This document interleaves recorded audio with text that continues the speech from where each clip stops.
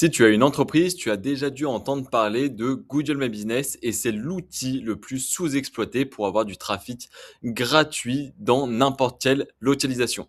Donc si tu as un projet, une startup ou tu es une TPE, ça peut vraiment t'apporter du trafic qualifié et surtout gratuitement et facile à faire.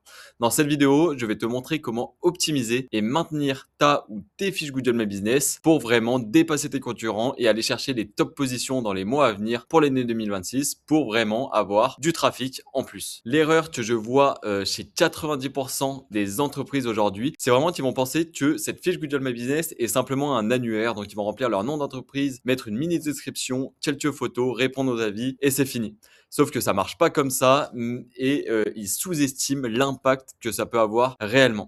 C'est un levier d'acquisition local, mais gratuit et facile à mettre en place et facile à avoir des résultats parce que cet outil, comme je l'ai dit, est sous-exploité. Google vont pas classer les meilleures entreprises et les plus anciennes, ils vont classer ceux qui la maintiennent de la meilleure façon possible et ceux qui sont le plus actifs. Tu peux avoir donc énormément de trafic sur ton site, énormément d'appels directs grâce à cette fiche Google My Business. Donc on va commencer par la partie d'optimisation et une fois que tu auras optimisé ta fiche Google My Business, tu pourras passer à la maintenance de ta fiche. Il faut savoir que l'optimisation, ça peut durer entre 1 à 2 heures et la maintenance 30 minutes par mois. Donc pour l'optimisation, on va commencer par les informations légales. Donc là, on prend la fiche Google My Business de Winoble. Donc on va aller dans éditer la fiche et là, on a plein d'informations qui sont propres à l'établissement. Premièrement, nous, on a fait une erreur au sein de Winoble, c'est qu'on a intégré un mot-clé dans le nom de l'entreprise. Il faut savoir que c'est assez néfaste parce qu'il y a d'énormes risques de suspension. On peut plus trop le changer maintenant parce qu'on a peur que ça nous fasse sauter notre fiche, mais on risque de se faire suspendre la fiche Google My Business parce qu'on a intégré deux mots-clés. Premier mot-clé agence web et deuxième mot-clé Grenoble. Je te conseille dans le nom de l'entreprise de juste mettre le nom de ton entreprise. Ensuite, catégorie d'activité, tu vas trouver le mot-clé principal que tu vas pouvoir trouver en tapant le mot-clé, enfin le nom de tes concurrents, pardon, et les catégories secondaires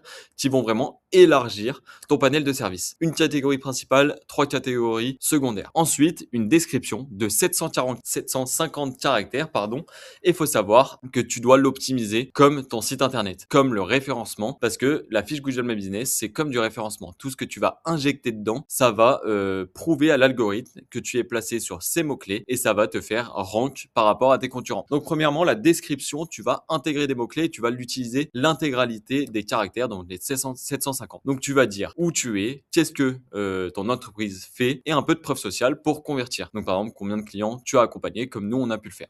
Donc voilà pour la description.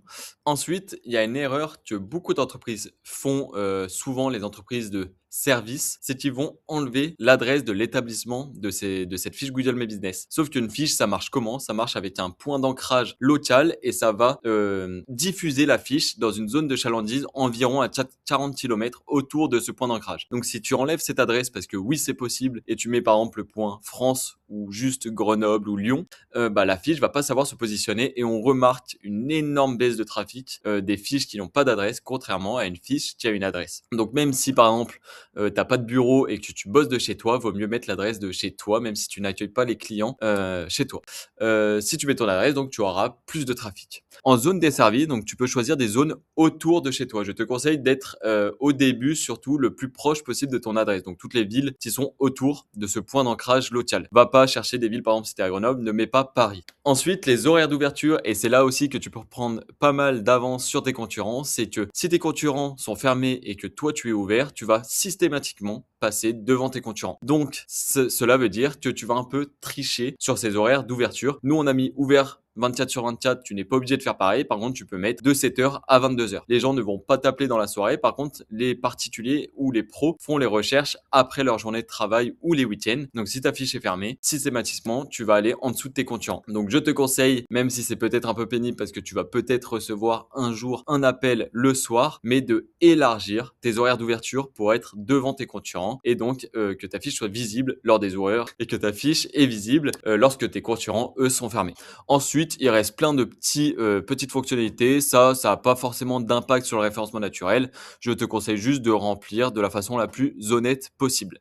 Donc, la deuxième partie d'optimisation, c'est de mettre en place des produits sur ta fiche Google My Business. Donc, même si tu vends des services, on va tricher un petit peu et tu vas mettre dans cet encart-là. Ça ressemble à quoi des produits? C'est juste ici. Donc, vous pouvez mettre un design, un titre et à chaque fois une petite description de ton service. Ça se place juste ici dans éditer produit. Vous pouvez rajouter un produit et vous pouvez mettre jusqu'à 1000 caractères par produit. Donc pareil, la même logique, on va intégrer des mots-clés. Donc par exemple, si tu es une startup et que tu as plusieurs services, bah tu mets ici à chaque fois une photo, un titre, une page de destination et une description du produit. Il y a 2 impacts sur même 3 impacts, j'ai envie de dire. Le premier impact, ça va être juste d'être joli. Ça veut dire qu'une personne qui va arriver sur ta fiche Google My Business, tes produits ou services sont très bien présentés et ça, pas mal de personnes ne le font pas. Le deuxième impact, ça va être de présenter tes services et le troisième impact, ça va être l'impact de référencement naturel. Donc, ça veut dire d'intégrer des mots-clés. Le troisième point d'optimisation sont la FAQ, la foire aux questions. Il faut savoir que tu peux te poser tes propres questions et répondre à tes propres questions. C'est pareil, je te conseille de mettre entre 8 à 12 questions et tu réponds à ces questions de manière optimisée pour le référencement naturel. Par exemple, c'est juste ici, nous on a nos 8 questions et à chaque fois une réponse, enfin une question, une réponse et on a optimisé ça pour la localisation de la fiche Google My Business.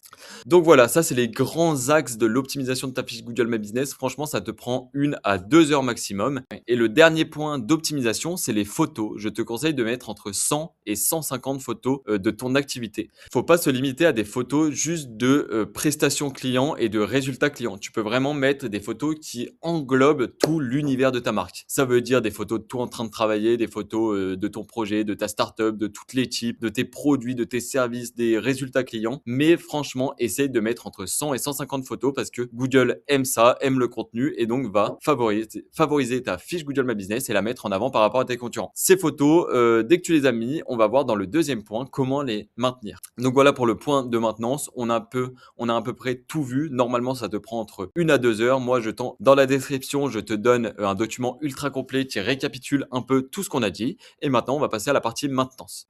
Donc la partie maintenance, il y a 3 gros piliers. Il y a les Google Posts, les photos et les avis clients. Donc les Google Posts, c'est quoi déjà? Il y a beaucoup de personnes qui oublient cette option et qui ne connaissent même pas l'existence de cette option. C'est comme un site internet et les blogs. C'est juste ici, en fait, c'est qu'on peut rajouter des actualités sur ta fiche Google My Business. Donc ces actualités, ça va servir à quoi? Premièrement, à montrer à Google que tu es actif et deuxièmement, à rediriger l'utilisateur vers ton site internet ou ton calendrier ou un numéro de téléphone. Donc par mois, je conseille de mettre au minimum 2 Google Posts. Donc ici, vous faites ajouter un post, vous mettez entre 1000 et 1500 caractères avec un beau visuel et un bouton de redirection et ça vous le faites 2 fois par mois et ça va servir à l'algorithme d'être fourni et de montrer aux autres que tu es plus actif qu'eux et Google va forcément te mettre en avant. Le deuxième point de maintenance, ça va être donc les photos.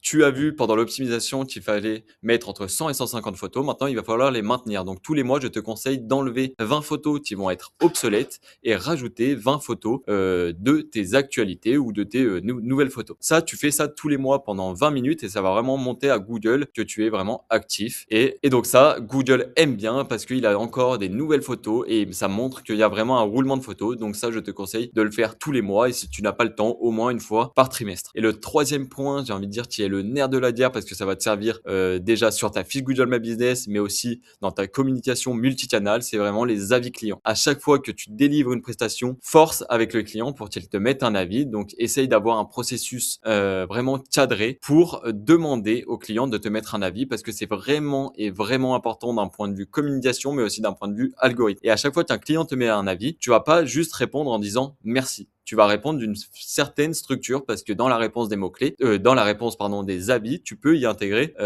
des mots-clés. Donc, n'hésite vraiment pas à reprendre la prestation que tu as faite avec le client et à le remercier d'une manière beaucoup plus détaillée. Donc, maintenant que tu as vu comment optimiser et maintenir ta fiche Google My Business, je vais te donner une autre astuce que beaucoup de gens oublient, c'est la duplication de fiches Google My Business. Si tu as un projet au niveau national, tu peux faire plusieurs fiches Google My Business. Il suffit de trouver des adresses différentes. Donc, n'hésite pas, si tu as des contacts, à t'en créer 1, 2, 3, 4 dans toute la France.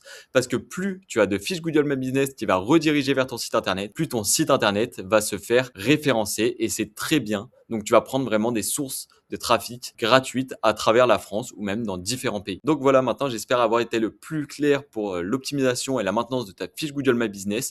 N'hésite pas si tu as des questions en commentaire. Sinon, pour rappel, encore une fois, il y a le petit doc qui récapitule tout dans la description et on se retrouve pour une prochaine vidéo.